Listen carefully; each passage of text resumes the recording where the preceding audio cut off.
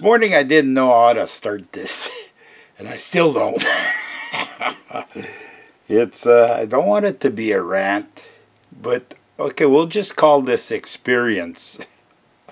$3,000 worth of experience and more. About 4 years ago, I brought my truck. The rear end was starting to make a howling sound, so I know then that the bearing's going or something and the gears are not meshing right, So it took me all of about talking to different mechanics, about 10 different mechanics until I got to the guy that had the right gab, like he talked the right words, But needless to say, it was all, I guess he had learned this from somebody else, all the right words, Because he didn't know, maybe he knew what he was doing, but he was, didn't feel like doing the job altogether, so I'm gonna try and show you what this guy did. That's what I think, okay? My analytics of this, and now what I'm going to do with this. I'm just telling you. Yeah, what we're doing now is I have the parts ordered to rebuild my rear end, okay? And while I'm waiting, I thought of this. I thought I'd analyze why this one failed, okay? And I'll try it and explain to you, those of you that that care to know why it failed, and also it's just a general thing of watch when you're dealing with auto mechanics. They're not all created equal. They're not all first in their class, There's first, and then there's the last guy in the class, that just gets by. Probably a backyarder like me is probably more advanced than these last guys in the class, okay? So, okay, first I have hang on, I'll swing this down here. Ooh, a little diagram, But we won't look at the diagram right away. We'll look at the pinion. Where is it? Pinion gear. Okay, right here. The pinion gear. Pinion, sorry. Pinion and the crown. Okay. Or they call this the ring gear. Some people. It's a ring gear. Some call it a crown and some call it a ring gear. Okay, where it failed, hang on, I'm going to put maybe a little bit of light on this subject. See right here? Ooh, I don't know if you can see that. Hang on. Right here. Boom, boom. 2 teeth there and 1 teeth there. Okay?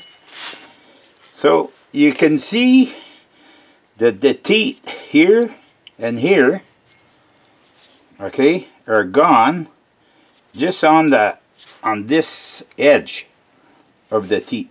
And this here, well, it's missing an upper part, but that's something else. But I'm just gonna show you the reasoning behind my theory that this guy didn't do a $3,000 job. He did maybe, well, at the most $200 job, and it sufficed. I found, okay, a thing I should say, okay, you've seen enough there now. The thing I should say is when I got my truck, I found that it was still a bit noisy. But I didn't pay no never mind. I said, I'm trying to situate this so you guys can see without being in the way. Okay. I don't know what I said there. Yeah. Okay. Now, this is, I'm gonna put this like that. No. This page of mine doesn't have enough, there. Hopefully. Okay. A pointer. a pointer. Here, I'll take this for a pointer. Okay, we're off to the races. This, see this to the edge? Oops, hang on, we'll go here. No, we'll go there. See, this side here is down here, and up here, the heel is up there. Boom, boom. Okay. So, this side here, right here, oops, here, here, okay? This side here is the drive side, and this side here is the coast side, okay? So, when you put your pinion in here, you mesh the pinion in here, okay? If you have, I gotta recreate this, eh? See, first, how the pinion gear, hang on, the pinion, the pinion, you got shims, okay? Shim in there, it's not the real shim, but, and then you have your bearing, okay? This bearing, this is the race. This is in, this is jammed into the housing. So we're not going to show you this. All we're going to show is the bearing, okay? See this bearing, this face here? It sits down on the shim. And then this, anyways, I can stick that in there. It's, oops. There, boom. Okay, hang on. Sorry, I did that. What I did yesterday, that's a way to figure your shimming without having to use a press and a bearing splitter to take these out, is you, this is going to be a long video, is you take an emery clot and you take away a little bit here. This is supposed to be a press fit. But now what we're left is just with a tight fit. See, it goes down. You got to get it real squared and it'll go down. And then you just bang it. So this is just a test bearing. It's the same bearing, okay? I presume because, hang on, I'm not there yet, but I presume because I have a new bearing coming, but this bearing, because this Yahoo, I don't know if I should put all this together. Okay, this had been pressed in there on the original, because this shim here, this is the original shim from GM. Was pressed in there. The guy never took this apart. Well, okay, first I was jumping to a conclusion. See that right here? Can we see that? Yeah. You got your broken teeth. So what's happening here is, see, it's broken right here. Oops, hang on. I'm going to raise this a little bit there. Oops. Yeah. Okay, right there. Maybe approach this a little bit. See, we're right here. That's where the tooth's broken. Wow, a little bit more. It's in here. Okay, this part. If you got too much, not enough shim here, okay? It's too far. Okay, it's set inside. The pinion is set inside the housing too far. You're grabbing just on the edge of the tooth. Well, that's where all your torque's going. So you're gonna, the failure part will be the toe part of the tooth. Okay, so that's because you don't have enough shims on here between your bearing and your, so you gotta add shims. But when I brought this in for the noise. It probably because I had too much lash on the pinion. So what the guy did, instead of taking it apart and redoing a pattern, see what you're supposed to have when your pattern is just right. You're supposed to be around this area right here. Not too far inside from here. And like that. On both sides, ideally, okay? This is a well set up rear end. But this guy, all he did, he had this, this, okay, on the outside. And in here, okay, I'm jumping apart here. In here you got, they call that a crush washer. Or it's set in here, okay. There. Okay. So there's another bearing here. It's this one here, but yeah, I don't have to put that on to demonstrate here. So what he did is he put that in here, and then he tightened this nut. They probably put the impact on that, and we're supposed to have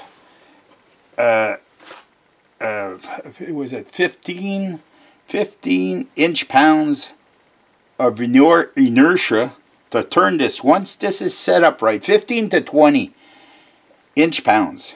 So you put a inch-pound torque wrench on here and you turn it. Not the initial go, but as you're turning. And if this is all set up right, you're supposed to have 15 to 20 pounds. But but you have to be shimmed right down here for the gears, your gears to give you the right pattern. But this guy, just to take the lash out of the gears, didn't bother with the pattern, didn't bother with the shimming. All he did was he just tightened the nut up here. So what that did is that crushed the shim. I'll show you this shim. And then he crushed that so much that he wore. See inside right here, I'll show you on the other bearing face. But anyways, right here, you have numbers, okay? Yeah, this is a M58046. That's a Timken bearing, okay? Well, he crushed it so much. This shim sits like that. But hang on. He crushed it so much that he wiped out everything that was on the bearing. Plus, this shim here, if I look at on the edge, on the inner edge right there, that wasn't crushed at one place. Hang on, I gotta see. Right here. Well, you won't be able to see it, but you gotta trust me. It's written 30. So that's a 30 thou shim. Okay? But when if I bent it, it's me that bent it like that, so I can measure with the caliper. I can measure this edge right here. I gotta just take the end. I don't have it right. Anyways, trust me, it was, hang on, it was like that. Yeah, it doesn't show too much, does it? 30. And if I measure,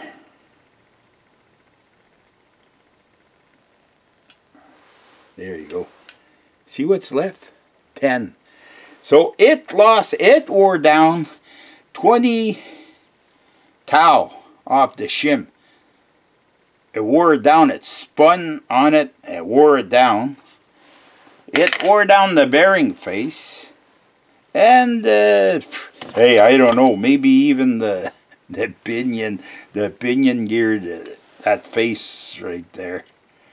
So, anyways, and what that did is that put extra strain on the toe end of the gears, and then at the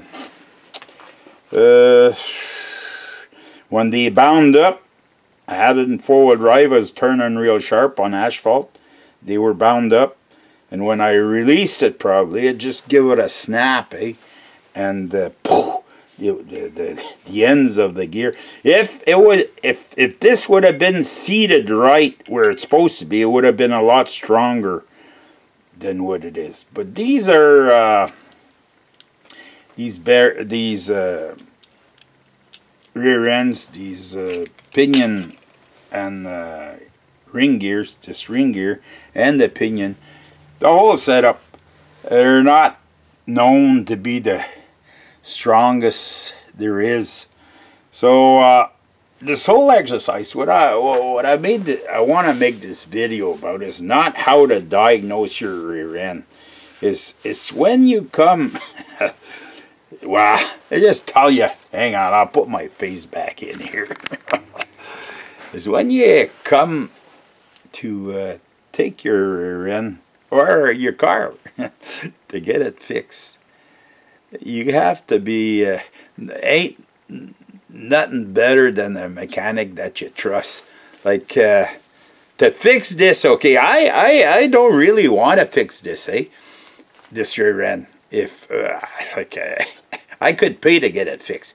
But I'm not going to pay another $3,000 to get a guy like this Yahoo. And I went through 10 guys, okay? I know how to rebuild this rear end, okay? But I went through 10 guys to get the guy that had that right gab to fix my rear end, like pattern, the whole yap. And even at that, this guy, he took me sideways, and that's a very polite way of saying it. And I don't like the... So I rather do it myself. I am lucky I can. I have the tools. I have all the different tools that I need to do this. And I'll get it done, and it'll work, and it'll probably be the best setup that this thing had ever had. Apart from when it comes from the company, then I think it's... but there's a break-in period. So you have to... And in a certain way, even when you're torquing the ring gear to your carrier, there's a pattern that you follow and a sequence. How you install your ring gear, how you install it on the carrier. Like it's not necessarily a press fit, It's a hot water fit. You boil water and then you put the ring gear in the hot water, let it boil it for about boiling, and then you stick it in there and you take it out of the boiling water. It'll just slip into your carrier, and then put your bolts on there, and then you follow a gradual sequence so you don't get a wobble in the ring gear. It's nice and even. Make sure it's all clean before, and put a light oil around there so it just seats in real perfect. Follow the torque pattern. The carrier caps for the carrier bearings, that's another thing too. There's torque specs, and you don't go right up to the torque. I think it's 65 pounds per square inch on the carrier caps, but you go up there gradually and in a sequence. And there's a way to do this. It's not the end of the world. And I don't know, a lot of guys, a lot of mechanics are scared of rear ends. I guess it depends how much success you had with them. I know we used to do our own when me and my buddy, when we used to race stock cars, and we always had success at it. There was a few. We were cheap, and sometimes we were shy on the shims because we didn't have all that we needed, and we didn't have the resource to, This year in where I live was a small town, and you had to get some stuff from California and all sorts of places. That was a long time coming, So, or Toronto or Montreal, and so we did with what we had and the old shims, and but it had worked. It had worked. The big thing, in life, I found that it doesn't matter who you are, what education you have, as long as you're not scared to tackle the job and you pay attention when you take it apart. If a man put it together, I can put it together too. There's never a job that won on me. Some have gone sideways a bit though. Sometimes, okay, I have to admit that sometimes me fixing things cost me more than if I would have got it done. But in a case like this rear end, I can't believe, like all in all, when I'm all done with all the parts to like the shims, the bearings, the crown and pinion, or ring gear and pinion, all this, I'll be maybe $500 worth of parts, but it'll be fixed. Well, I'll show you. But you have to trust me. It was just maybe to show you that I got taken to the cleaners for $3,000 about 3 years ago from a mechanic that had the right gab, but he didn't do the good job. He did a fluff job just to take the biggest part of the... I found it funny, okay, when I got that rear end, because it was still hauling, you see, sometimes you become complacent. I don't know if I have the right word here. Accepting, because you don't want to bother. So I didn't go back to him. Well, you know what he did? And he showed me the two axles. He changed the axles in this. He says this rear end has an axle problem. So he bought 2 brand new axles from General Motors. They weren't cheap. He had that in. That's probably all he did. He opened the inspection cover. He took the C-clips out and he pulled the axles and he put new axles in and tied that screw, checked the pattern. Okay, it's still on the gear. It's not off the pinion. No, not the pinion, the crown. It's not off the crown, so it's good. And needless to say, I'm sure it wasn't right. But hey, I paid for it and I drove it for 3 years before it let go again.